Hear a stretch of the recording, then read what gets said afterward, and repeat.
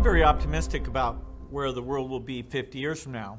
I hope I'm around to see it, but I think we can already see the shape of things in some ways.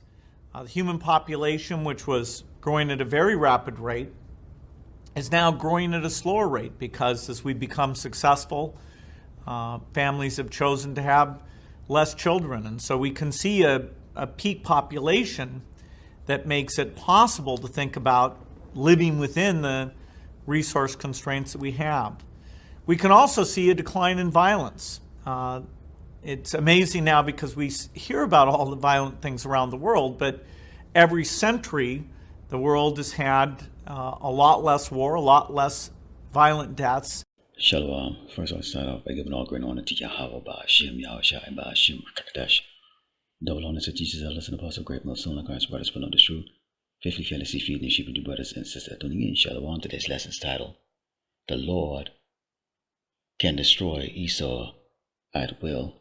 Now, you saw in that opening clip of that pompous freak, BG, or Bill Gates, just proud as hell, and I put that scripture up there just, for those of you who are new to tuning into the ministry, we are not to boast of tomorrow because we don't know what the Lord has planned for us. And, you're dealing with the most proudest creation on this earth, which is the so-called white man. And, you hear him talking all this foolishness. And two things stood out with me. Was one he said about resource constraints, and a decline in violence, which is far from the truth. In fact, let's go into 2 Ezra 16 and 21, and I'm going to move into some other scriptures. It reads, Behold, victuals should be so good cheap upon the earth, that they shall think themselves to be in good case, and even then shall evils grow upon earth, sword, famine, and great confusion. For many of them that dwell upon the earth shall perish of famine, and the other that escape the hunger shall the sword destroy. So there's no decline in violence. In fact, the violence is increasing. Take a look at what the president of the United States is doing over there in the Strait of Hormuz. That's violence. People are starving to death. You have people who are being killed by bombs, missiles, whatever the case is like that. I guess the so-called white man doesn't count, when they put embargoes or put, stop countries from trading with a certain country, and it caused the collapse of that country's economy, which impacts the people or the citizens of that country, where, they have no running water, no electricity, no food, no schools for education, all that stuff. I guess they don't count that as, part of that violence, which is perpetrated by the so-called white man. But, we're not going to keep running on with that because, let's go into the scriptures and talk about exactly, the fate of these Edomites, And, you have Bill Gates talk about, well, I hope I'm living around for 50 more years. The future of America and the future for you so-called white people is very grim. Grimmer than we can even begin to describe. And so that's the reason why we let the scriptures do the talking. This is the book of Job 20 and verse 4. It reads, Knowest thou not this of old, since man was placed upon earth, that the triumphing of the wicked is short, and the joy of the hypocrite but for a moment? And though his excellency mount up to the heavens, and his head reach unto the clouds, yet he shall perish forever like his own dung. They which have seen him shall say, Where is he? He shall fly away as a dream, and shall not be found. Yea, he shall be chased away as a vision of the night. So there's Esau's future right there. This man has a limited time to do what he's doing. And this is the reason why they could be so proud. I mean, you think of how merciful, the Most High Yahweh is, the fact that he gave this man the blessing, the dew of heavens. I mean, a great sword to conquer every nation on this earth, to subdue his people that he loved the best, which is what the biblical Hebrew Israelites. And this man is taking full advantage of that to the point to where he don't even believe, there is a higher power than him, because he doesn't experience hell or judgments like other men do. We get it in increments, but you have other tribes that are constantly under judgment, which we are, because we're here in Great Babylon, America, and scattered across this earth, facing oppression and basically persecution and everything else like that, and we're still in bondage, in reality, because we're not in our land that's been promised to us. which we know that Mashiach, when he returns, he's going to place us there. Let's go into the book of Psalms 37, verse 7. It reads, Rest in the Lord, Yahweh Shemashah, and wait patiently for him. Fret not thyself because of him who prospereth in his way, because of the man who bringeth wicked devices to pass. And Esau, he can do that. He can bring his devices to pass. He can write legislation. He can change his laws, to suit his needs, to continuously lay snare for the children of Israel, and, what is it that we can do about it? Nothing, okay, except wait for the Lord, Yahweh Shai, okay, to deliver us from this man. Continue to say, cease from anger and forsake wrath, fret not thyself in any wise to do evil. For evildoers should be cut off, but those that wait upon the Lord, Yahweh Shai, they shall inherit the earth. So we can't raise an army to go against this man. It doesn't mean you can do self-defense if one of these Edomites or so-called white people decide they want to kick your door down. And I'm not talking law enforcement. I'm talking about just some of these regular, six-pack, beer drinking, smoking Joe that, want to come into your house and think that they can string you and your family up from a tree. No, you do what a bro's supposed to do, okay? Defend your household. Continue, it says, for yet a little while, and the wicked shall not be. Yea, thou shalt diligently consider his place, and it shall not be. But the meek shall inherit the earth, and shall delight themselves in the abundance of peace. The wicked plot against the just, and gnash it upon him with his teeth. The Lord shall laugh at him, for he seeth that his day is coming. So Yahweh Shai, the Mashiach, he's waiting. Okay, he wants to get vengeance too. Look what they did to him. Beat him, strip him, and shamed him. All those things, and 2/3 of our people joined them with these Edomites, okay? And this is the reason why, despite the fact that this man can kick Jake's butt, Jake would always go crawl on his belly back to this man and listen to this man and his foolishness.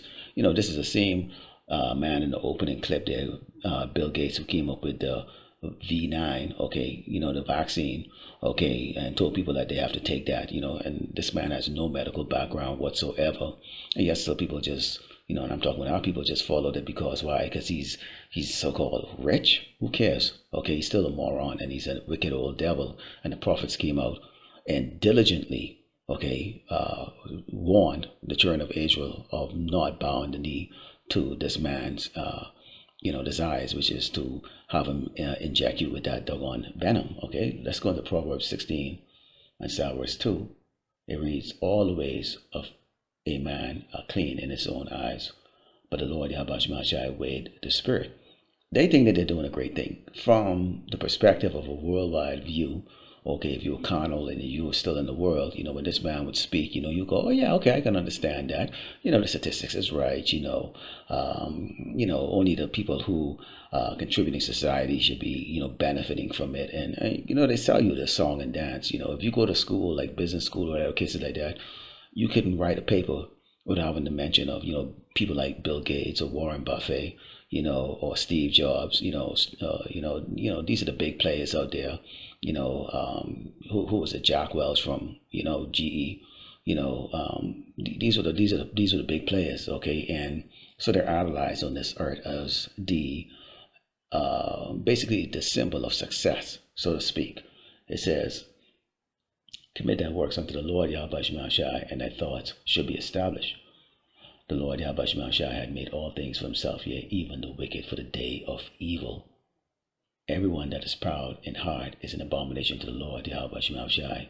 Though hand join in hand, he shall not be unpunished. So there's a punishment that's coming. Keep in mind, like I said, the Lord Yahweh Shai, okay, he can destroy Esau at will, okay, but Esau has a particular role on this earth that he has to fulfill, and we'll go into that. Continuing on in Malachi 4:1, it reads, for behold, the day cometh that shall burn as an oven, and all the proud, yea, all that do wickedly, should be stubble.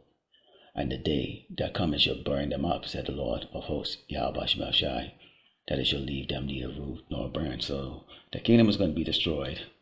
But, as you can see in the animation here, time is ticking to when these nations are going to rise up, and pelt this place with nuclear missiles, and destroy this place. And this place is going to be, basically a reminder to the world in the future, which is the real future that's coming, okay, of how not to be wicked, okay? Let's go in the book of Job 14 and start verse 4 reads, who can bring a clean thing out of an unclean? Not one. These guys, like Bill Gates, they talk about, what they're going to do and try and improve the world. But the fact is that they were created to be evil, created to do the evil works that we see. And nothing that they do, even if they try to make it good, it just comes out evil. Because why? They're evil. All right? Continue to say, seeing his days are determined, the number of his months of a D, that was appointed his bounds that he cannot pass. Turn from him that he may rest till he shall accomplish as a hireling his day. Esau on the left hand side of the Lord Yahweh Shemashai is doing the bidding of the Lord Yahweh Shemashai. Hence, when you look at this picture here or this animation, you can see Esau's civilization, his kingdom, everything that he's proud of is really in the hands of the Lord Yahweh Shemashai. Now think of it, and I had the AI do this at a scale of, the fact that he can just crush it. He can destroy it anytime he wants, recreate anything he wants. Okay, so Esau, you're not in charge of anything. So all that boasting and talking shit is just, it's frivolous. Okay, when we go into Revelation 18 and verse 7, you can see the boasting spirit of the so-called white man. Okay, it says how much she had glorified herself and lived deliciously, so much torment and sorrow give her. For she had said in her heart, I sit a queen and I'm no widow, and shall see no sorrow.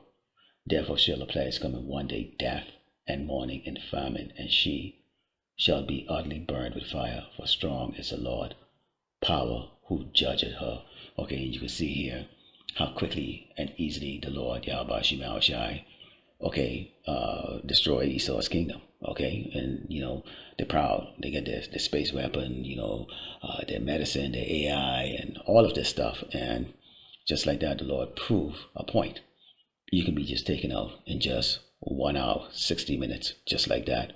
Okay, so this has been the Lord Yahweh Shemashai can destroy Esau at will. Okay, so all we're doing is just waiting patiently. We have a job to do that we will set out that Mashiach has given us, okay, which is what the mission is, to go out there and preach his gospel across the earth, okay, through the means of the internet, okay, YouTube especially, other platforms, and then go on the highway and the byway to show, your faith, okay, and, wait for the deliverance. Other than that, okay, Esau time is run out, okay, so he has a very short time left. Lord willing, that was satisfied, let goes by giving all glory and honor to Yahweh, Ba'ashem, Yahushai, Ba'ashem, Rakakadash, Shalom.